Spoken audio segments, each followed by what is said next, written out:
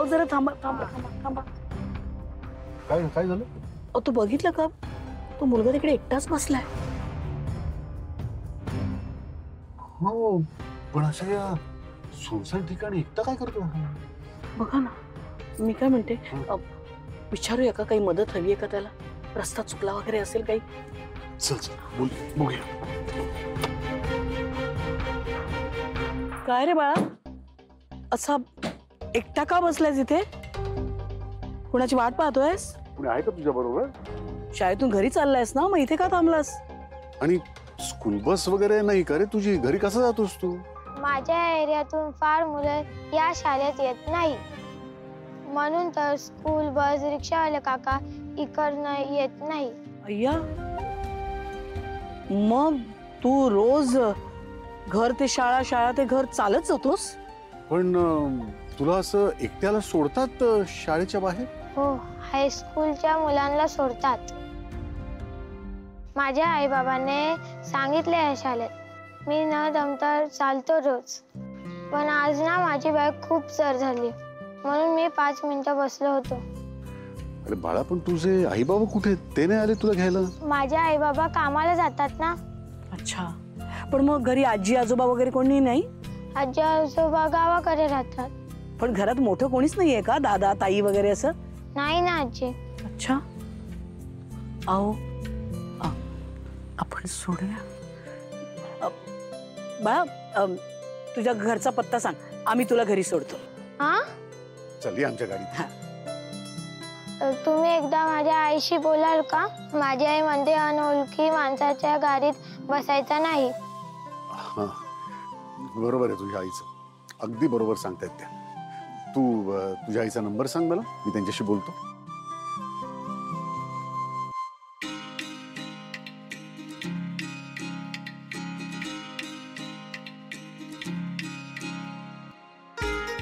आजोबा, काय रे? Thank you so much.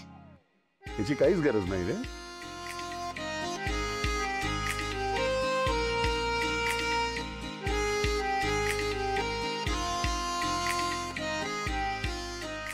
Lakshmi, मला एक कल्पना सुचली आहे. बोला ना. ज्या मुलांचा असा शाळेत येण्या जाण्याचा प्रॉब्लेम असेल त्यांच्याकरता मी त्यांचा आजोबा झालो तर, म्हणजे व्रुम व्रुम आजोबा. कदाचित हेच कार्य माझ्या हातून घडावं म्हणून देवानं मला हे वाहन दिलं असेल. काय वाटतं तुला? अहो, अगदी माझ्या मनातलं बोललात बघा. खूपच छान कल्पना आहे.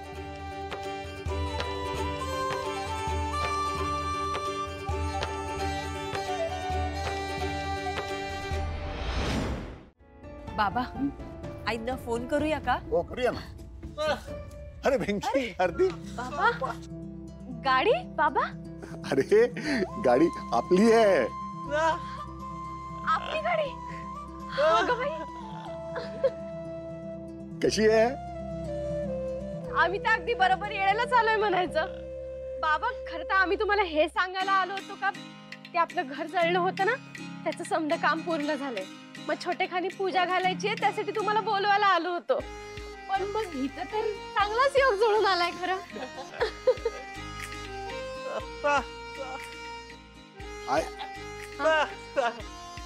कर कर.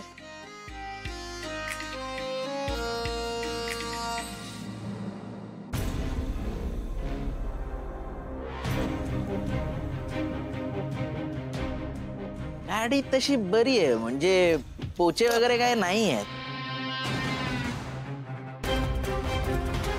संतोष,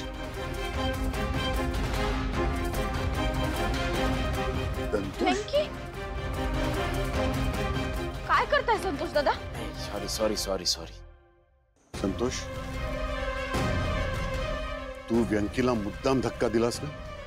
काय बाबा, तुम्हाला ना आता सवयच झाली आहे माझ्यावर आळ घेण्याची.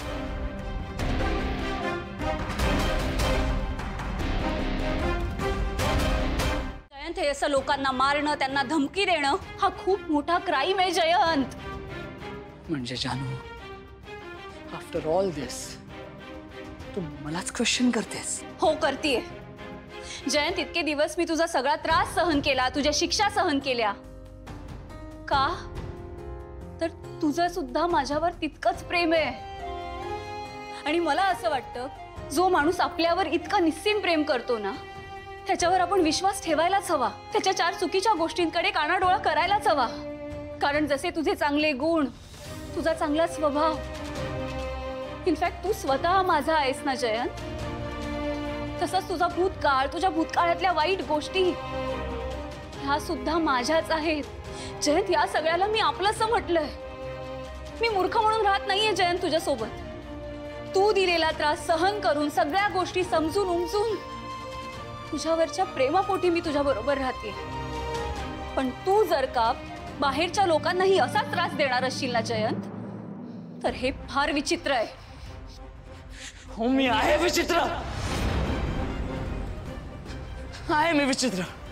प्रचंड प्रॉब्लेम्स आहेत माझ्यात आणि मी प्रचंड पॉझिटिव्ह सुद्धा आहे. कारण नेहमी मला हेच वाटत असतं की ज्या व्यक्तीवर मी जीव लावतो ना, ती व्यक्ती मला सोडून जाते. आणि जानू, तू मला कुठल्याही परिस्थितीत सोडून गेलेली चालणार नाहीयेस. जानू, जानू, मी नाही जगू शकत तुझ्याशिवाय. मी नाही जगू शकत.